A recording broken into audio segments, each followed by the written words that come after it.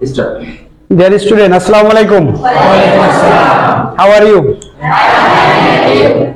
প্রিয় শিক্ষার্থীবৃন্দ, আমি এখন অবস্থান করছি জোরানপুর মাধ্যমিক বিদ্যালয়। আমার সাথে অবস্থান করছে আমার প্রিয় সম্মানিত প্রতিষ্ঠান প্রধান, সম্মানিত মাওলানা শিক্ষক, আর যে স্যার আমাদের সামনে ক্লাসটি উপস্থাপন করবেন সে আমার সম্মানিত শামীম রেজা স্যার। শামীম রেজা স্যারকে ক্লাসটি উপস্থাপন করার জন্য অনুরোধ করছি। স্যার, শুরু করেন। Thank you, sir.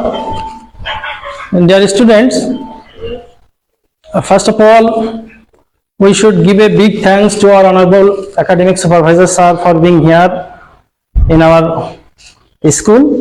So, please welcome our honorable sir by giving a big round of applause. Please.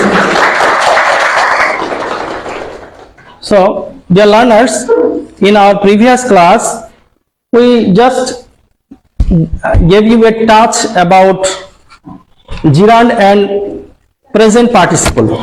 So, in our today's class, we will have a more elaborate discussion on gerund and present participle. Okay?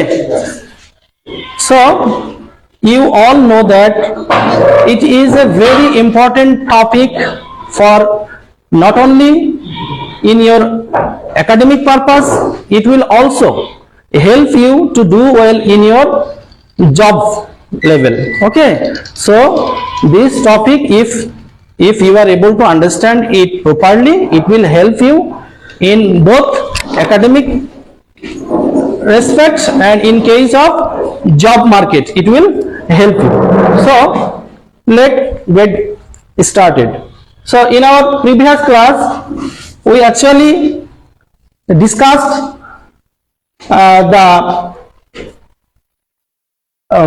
how we can find out a gerund and a present participle.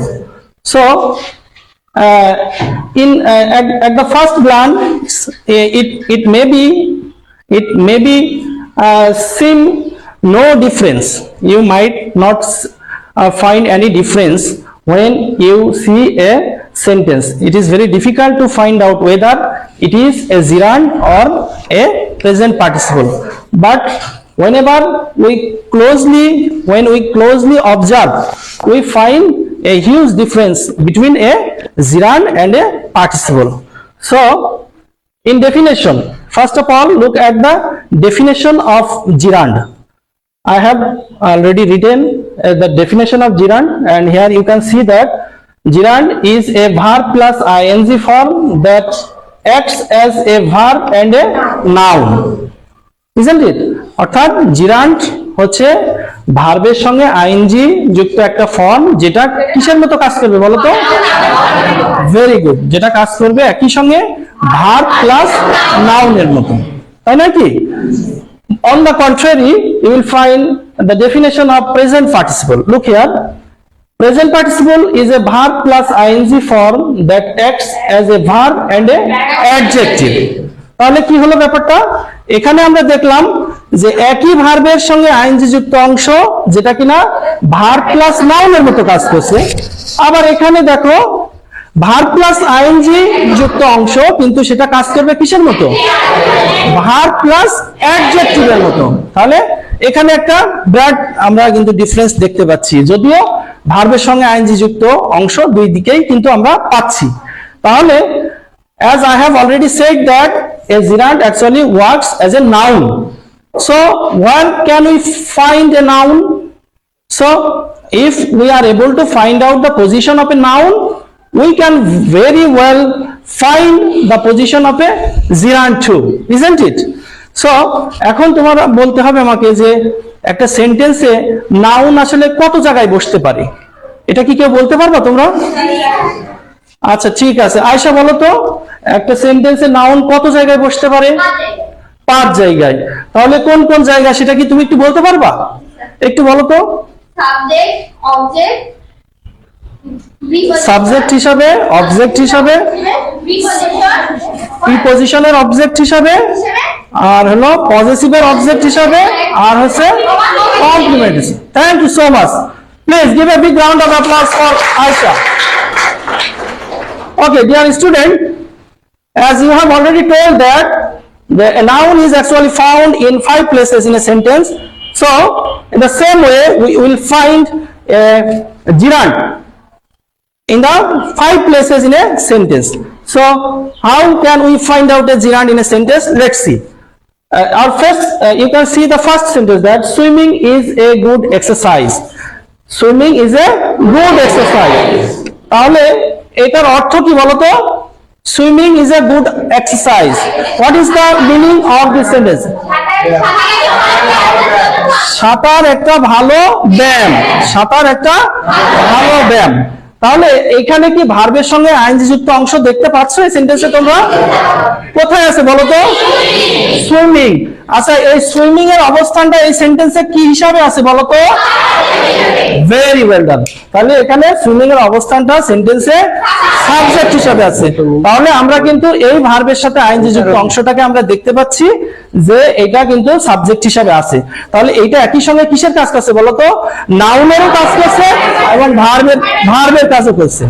That's why we have said in our definition that a gerund actually works both as a verb and a noun of a sentence. Okay, তাহলে আমরা already পেয়ে গেলাম যে সেন্টেন্সের subject হিসাবে বেরি। এবার আসো পরের সেন্টেন্সটা দেখো, আমরা জিরান্ড আছে না পরের সেন্টেন্সে? এখানে দেখো তো, এখানে জিরান্ড কোন জায়গাটায় জিরান্ড আছে বলো তো? এ অবজেক্ট হিসাবে। এই সেন্টেন্সটা কি আছে? I like gardening. যেহেতু আমরা বলেছি as I have already said that a noun can be found as the object of a verb. Noun একটা ভার্বের অবজেক্ট হিসাবেও পাওয়া যেতে পারে, তাই না? সুতরাং এখানে কিন্তু নাউন হিসাবে কাজ করছে, এটা এই জিরান্ডটা মূলত নাউন হিসাবেও কাজ করছে। তাহলে আমরা দুইটা জায়গা অলরেডি পেয়ে গেলাম। আরেকটা জিনিস তোমরা একটু কি খেয়াল করেছো যে জিরান্ড আসলে সেন্টেন্সে ব্যবহৃত হয়ে কিরকম মানে কাজটা করছে? এটা কি কোনো গতিশীলতা বোঝাচ্ছে নাকি স্থিতিশীলতা বোঝাচ্ছে? হ্যাঁ, এইটাও কিন্তু মনে রাখা অত্যন্ত গুরুত্বপূর্ণ যে সেন্টেন্সে জিরান্ড আসলে কেমন কাজ করে, স্থিতিশীল অবস্থায় থাকে নাকি গতিশীল অবস্থায় থাকে। ঠিক আছে, তাহলে আমরা তোমাদের একটু বোঝার সুবিধার্থে বলে রাখি যে জিরান্ড কিন্তু একটা সেন্টেন্সে দেখবা একটু স্থিতিশীল অবস্থায় আছে, ইনঅ্যাক্টিভ অবস্থায় আছে। ঠিক আছে, আর প্রেজেন্ট পার্টিসিপল তুমি দেখবা যে একটা এটা কিন্তু গতিশীল অবস্থায় আছে, একটা কন্ডিশন বোঝাচ্ছে বা একটা সিচুয়েশন বোঝাচ্ছে। বুঝতে পেরেছো? So we can say that a জিরান্ড remain still or actionless in a sentence while a participle remain active in a sentence. Okay, so let's see the next one. I am fond of playing. I am fond of playing. What is the meaning of this sentence? এই বাক্যের অর্থটা কি বলতো? I am fond of playing. আমি খেলতে পছন্দ করি। Very good, আমি খেলতে পছন্দ করি। তাহলে এখানে আমরা জিরান্ডটা কোথায় পাচ্ছি বলতো? প্রিপজিশনের অবজেক্ট হিসাবে। Very good, great. তাহলে এখানে আমরা পেলাম প্রিপজিশনের অবজেক্ট হিসাবে। তাহলে আমরা অলরেডি জিরান্ডের তিনটা অবস্থান পেয়ে গেছি যে সাবজেক্ট হিসাবে জিরান্ড বসতে পারে, অবজেক্ট হিসাবে জিরান্ড বসতে পারে, আবার প্রিপজিশনের অবজেক্ট হিসাবে জিরান্ড বসতে পারে। এবং খেয়াল করে দেখো নাউন গুলাও কিন্তু এই জায়গাতেই বসে। সুতরাং এই জন্য আমরা বলেছি যে নাউন যে যে জায়গায় বসে, যেহেতু আমরা সংজ্ঞায় বলেছি যে জিরান্ড নাউনের কাজ করে, সুতরাং স্বাভাবিকভাবে নাউন যেখানে বসবে জিরান্ডও সেখানে, নাউন যেখানে বসতে পারে জিরান্ডও সেখানে। বুঝতে পেরেছো? Thank you. Let's see the next one. He loves my dancing. He loves my dancing. তাহলে এটার অর্থ কি বলতো? সে, তুমি বলতো, আলকারি বলো। হি লাভস মাই ডান্সিং কথার অর্থ কি বলতো? সে আমার ডান্স খুব পছন্দ করে। Very good, give a round of applause for আলকারি। Thank you. Sit down. So এখানে আমরা জিরান্ডটা কিসের পরে পাচ্ছি বলতো? পজেসিভের পরে বসছি। আচ্ছা, এই বাক্যে পজেসিভ কোনটা বলতো? মাইটা এখানে পজেসিভ। তাহলে পজেসিভ আসলে কোন কোন শব্দগুলো পজেসিভ কেউ কি বলতে পারবা? হ্যাঁ, কেউ একজন হাত তুলো যে আগ্রহী, যে বলতে পারবে, এরকম একজন হাত তুলো। পজেসিভ আসলে কোন শব্দগুলোকে আমরা পজেসিভ বলি বলো তো? হ্যাঁ, আচ্ছা ঠিক আছে, তোমরা অনেকেই পারো কিন্তু ভয় পাচ্ছ। আমি একটু রিমাইন্ড করে দিই তোমাদের। আসলে পজিটিভ হচ্ছে সেই সকল শব্দ যেগুলো ব্যবহার করে কোনো কিছু আমাদের অধিকারে আছে বোঝায়, কোনো কিছু আমাদের অধিকারে থাকা বোঝায়, সেই শব্দগুলোকে বলে পজিটিভ। যেমন কি মাই, আওয়ার, দেয়ার, হ্যাঁ, হিজ, হার, হ্যাঁ, এগুলো দ্বারা মূলত অধিকারে থাকা বোঝায়। ওকে, ঠিক আছে, তাহলে এখানে পজিটিভের পরে আমরা জিরান্ড পেলাম, ঠিক আছে। So, এবার নেক্সট ওয়ানে দেখো, my hobby is fishing, my hobby is fishing, এখানে জিরান্ড কোনটা বলো তো? ফিশিং, এখানে জিরান্ড হচ্ছে ফিশিং। তাহলে এখানে জিরান্ড আসলে কি হিসাবে বসেছে? কমপ্লিমেন্ট হিসাবে বসেছে না? তাহলে আমরা বলতে পারি কমপ্লিমেন্ট হিসাবে, এখানে আমরা কমপ্লিমেন্ট কাকে বলে? যেটা সাবজেক্ট এবং অবজেক্ট যখন একই ব্যক্তি বা বস্তুকে বোঝায় তাহলে সেটাকে আমরা কমপ্লিমেন্ট। সুতরাং ডিয়ার স্টুডেন্টস, তোমরা অলরেডি বুঝতে পেরেছো যে জিরান্ড জিনিসটা আসলে কি। জিরান্ড হচ্ছে মূলত সেন্টেন্সে ভার্বের সঙ্গে আইএনজি যুক্ত অংশ, যেটা একই সঙ্গে ভার্ব এবং নাউনের কাজ করে, এবং এটা একটা স্থিতিশীল অবস্থা বোঝাবে। নাউন যেখানে যেভাবে বসে জিরান্ডও কিন্তু সেখানে বসবে, যেহেতু জিরান্ড নাউনের কাজ করে। আমি কি তোমাদের ক্লিয়ার বোঝাতে পেরেছি? Do you have any question regarding this topic? Okay, thank you. So এখন আমি তোমাদের দু একজনকে একটু জিজ্ঞাসা করব যে এখানে তোমরা কেমন বুঝতে পারলে। আচ্ছা, আমাকে একটু বলো তো, একজন, এই তুমি দাঁড়াও, লতিফা দাঁড়াও, তুমি বলো তো জিরান্ড আসলে, জিরান্ডের সংজ্ঞাটা বলো তুমি। জিরান্ড কি বলো তো, একদম সহজ ভাষায়। যেটা হচ্ছে ভার্ব এবং নাউনের মতো, নাউনের পরে নাউনের মতো কাজ করে। Very good, give a big round of applause for Latifa. Thank you, sit down.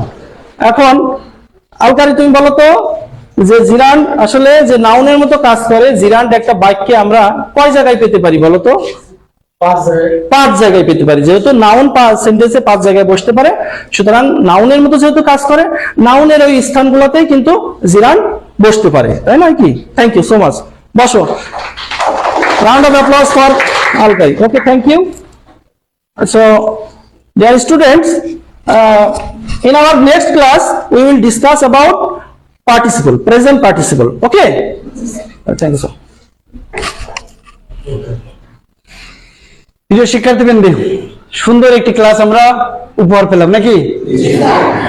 প্রিয় শিক্ষার্থীবৃন্দ, অসংখ্য ধন্যবাদ জানাচ্ছি আমি জোনারপুর মাধ্যমিক বিদ্যালয়ের সম্মানিত হেড স্যারকে, সম্মানিত সহকারী প্রধান শিক্ষক, সম্মানিত অন্য শিক্ষক বিন্দুকে, এবং একটি সুন্দর একটি ক্লাস উপস্থাপন করার জন্য ধন্যবাদ জানাচ্ছি আমার প্রিয় একজন স্যার, শামীম রেজা স্যারকে। শামীম রেজা স্যার একটি মেধাবী শিক্ষক, সুন্দর সুন্দর ক্লাস যদি শামীম রেজা স্যার এভাবে নিয়মিত আমাদের সামনে উপস্থাপন করে, আমার শিক্ষার্থীরা আরো অনেক কিছু শিখতে পারবে ইনশাআল্লাহ, এই প্রত্যাশা করি। সর্বোপরি ধন্যবাদ জানাচ্ছি আমার প্রিয় শিক্ষার্থীদেরকে, তোমরা সুন্দর পরিবেশে মনোযোগ সহকারে ক্লাসটি গ্রহণ করেছো। ওকে, সবাইকে ধন্যবাদ, ভালো থাকো।